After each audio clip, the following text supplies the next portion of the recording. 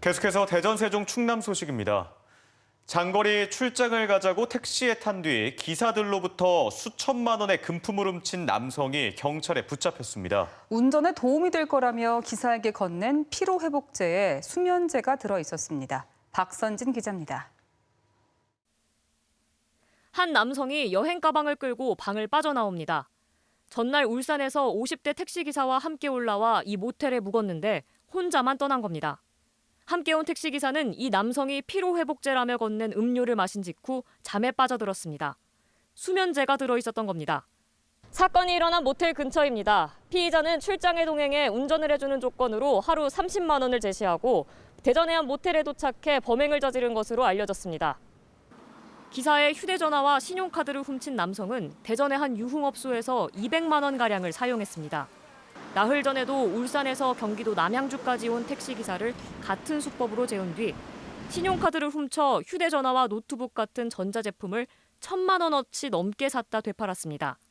오늘 운행도 해야 되는데 피로회복 이게 참 잘 된다고 이거 드시라고 하면서 드시면은 피가 확 풀린다고 하면서 자꾸 먹으라고 권유를 하더라고요.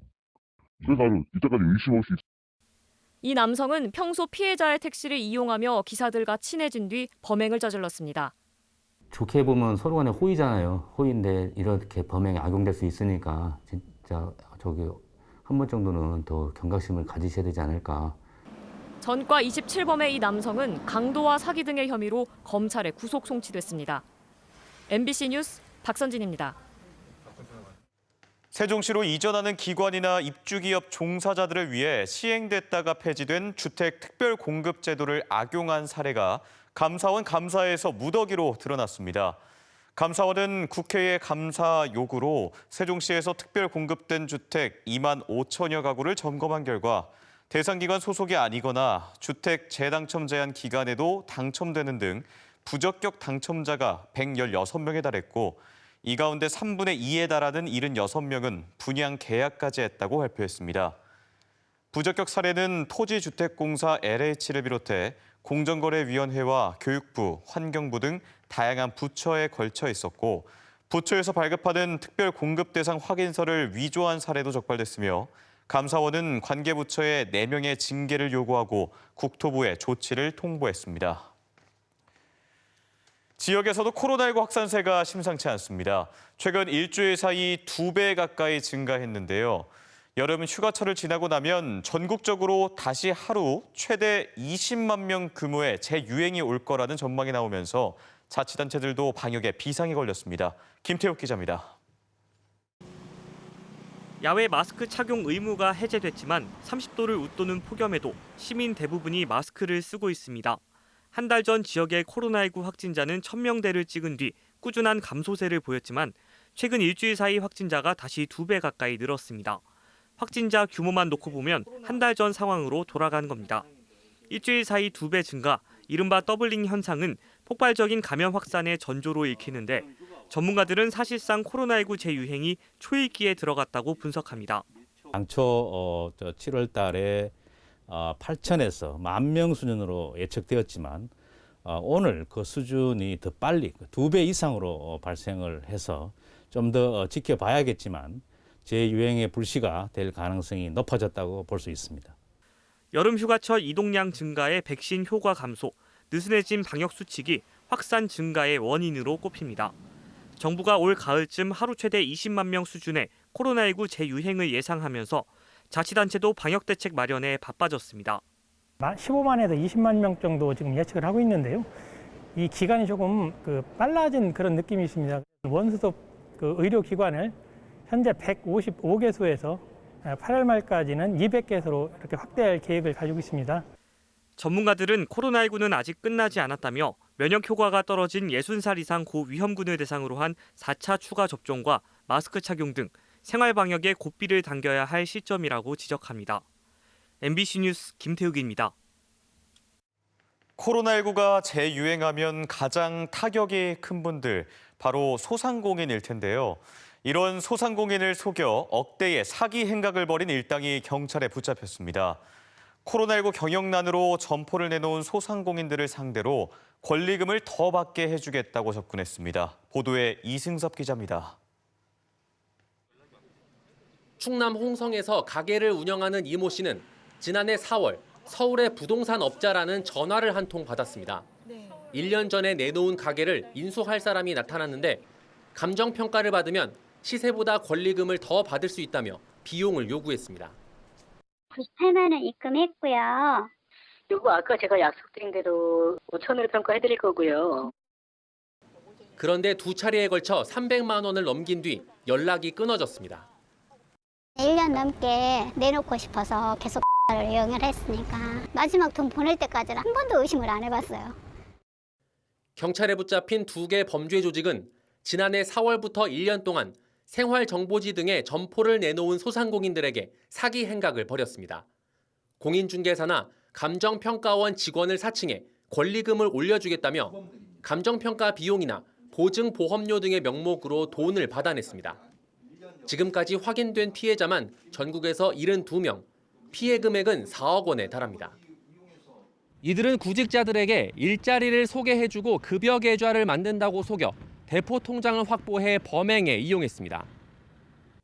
입금이 확인되자마자 사람을 보내 돈을 인출한 뒤 잠적하는 시기였습니다.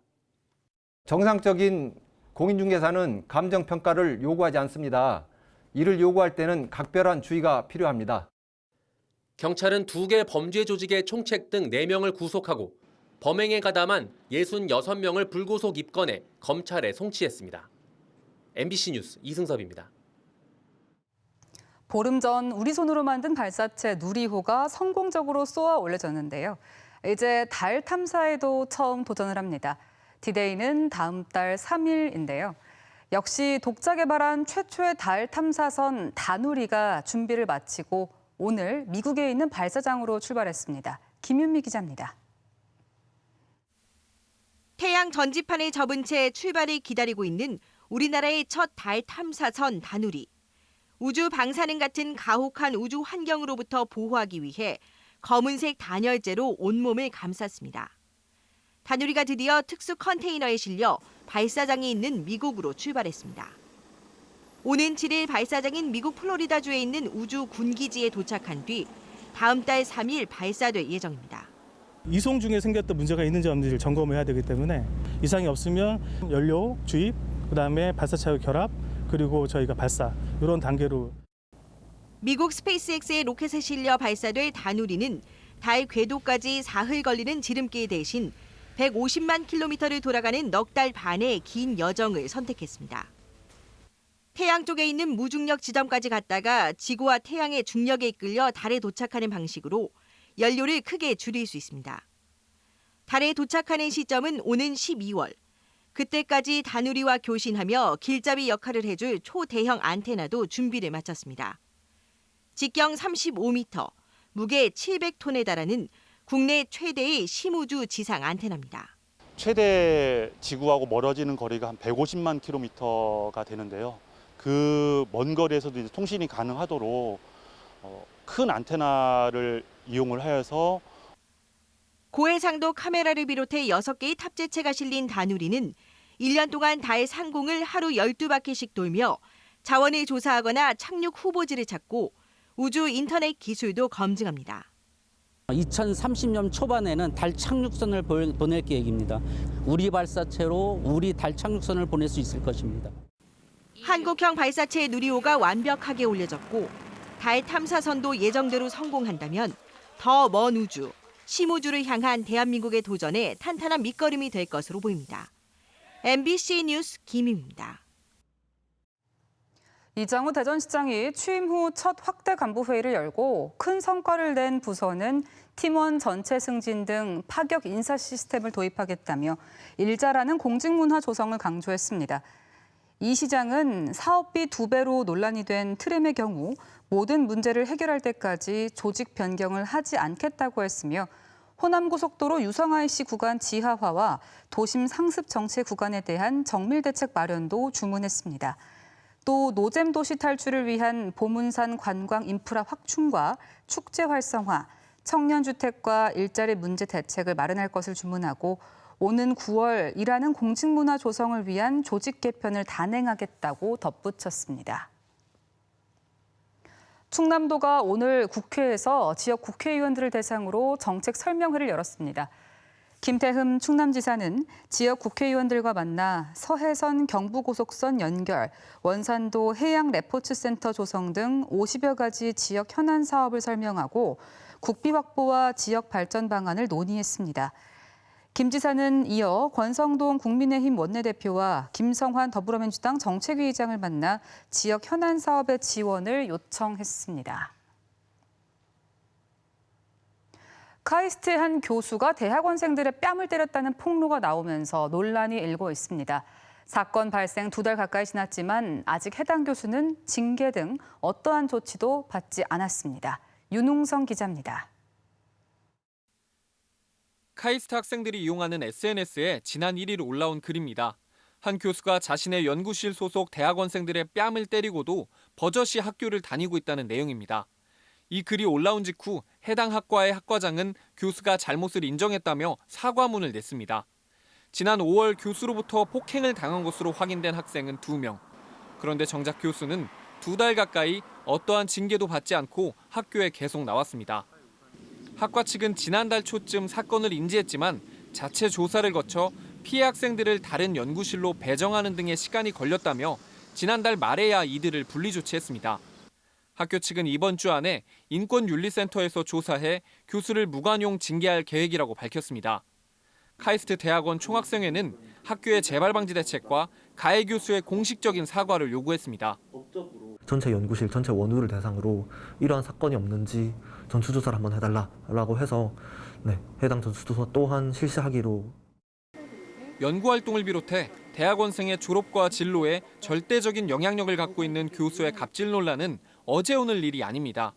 한 조사에선 대학원생 10명 가운데 7명이 교수의 갑질이 있다고 응답했습니다. 교수들의 갑질을 막기 위한 대학원생 보호 법안이 발의됐지만 2년 넘게 국회 심사 단계에 머물러 있습니다. MBC 뉴스 윤웅성입니다. 때이른 폭염의 기승을 부리면서 충남 천수만을 비롯한 전국 연안에 고수온 관심 단계가 발령됐습니다. 이는 고수온 피해가 심했던 4년 전이나 지난해와 비교해 1, 2주 정도 빠른 것으로 해양수산부는 천수만 지역의 수온이 24.2도를 기록하고 있고 계속된 무더위로 수온이 더 오를 것으로 보고 있습니다. 충남도는 천수만 고수온 피해 현장 대응반을 꾸려 양식 생물의 관리와 양식 환경 개선책을 마련하고 있습니다. 태안군 의회에서 앞선 임기의 의장 선출 과정에 금품이 오갔다는 발언이 나와 논란입니다. 더불어민주당 박용선 의원은 지난 1일 열린 임시회 9대 상반기 의장단 선출을 앞둔 소견 발표에서 8대 하반기 의장 선출 과정에서 금품이 오고 갔으나 9대에서는 그러지 않았으면 한다고 발언했습니다. 국민의힘 충남도당은 의장 선출과 관련해 진상을 규명해야 한다며 민주당 의원의 사퇴를 촉구했고 박 의원은 이번 의회가 깨끗하고 투명하게 운영되었으면 하는 바람에서 나왔던 말실수라고 해명했습니다.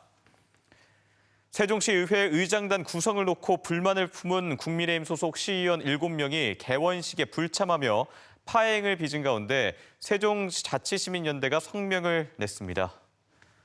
대전이었습니다. 고맙습니다.